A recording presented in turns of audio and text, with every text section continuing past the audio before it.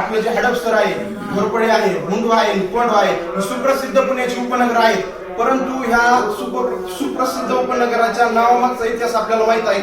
खरं तर यशवंतराजे होळकर हे यांनी जे काही पेशव्यांविरुद्ध जो लढा दिला होता त्या युद्धाची थोडीशी पार्श्वभूमी मी तुम्हाला सांगतो.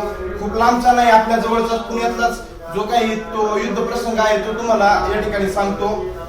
महाराजा यशवंतराव होळकर असतील आणि पेशव्यांनी काय केलं होतं, होळकरांच्या दौलतीवरती डोळा ठेवला होता.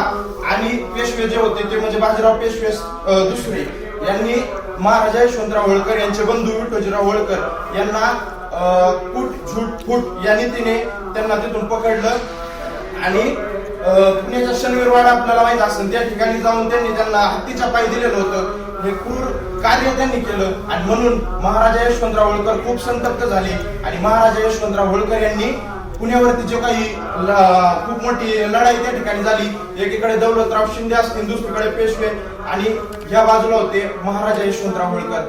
पेशव्यांची जी फौज होती, शिंदेची फौज होती, ही ताकदीने मोठी होती, संख्येने मोठी होती. पण यशवंतराव होळकर हे खूप संतप्त झाले होते आणि पुण्यावरती जो काही त्यांनी हल्ला केला, जी काही लढाई झाली, जी काही भयानक रणधुमाळी झाली, त्या लढाईचा इतिहास जर आपण पाहिला तर शिंदेच्या फौजेवरती यशवंतराव होळकरांची सेना तुटून पडली होती. याचं कारण होतं की भावाचा यांनी खून केलेला होता, त्याचा बदला घेण्यासाठी ते युद्ध होतं.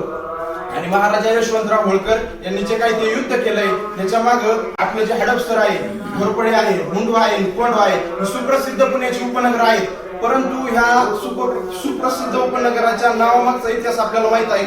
हे युद्ध झालं ज्या ठिकाणी सर्वात जास्त सैन्य जे आहे पेशव्यांचं शिंद्यांचं जे कोंडलं गेलं ते कोंडवा झाले. ज्या ठिकाणी सगळ्यात जास्त त्या सैनिकांच्या मुंड्या सापडल्या ते मुंडवा झाले आणि ज्या ठिकाणी सगळ्यात जास्त हडप पसरली होती ते आपलं हडपसर झाले. एवढा मोठा इतिहास ह्या लढाई मागचा आहे.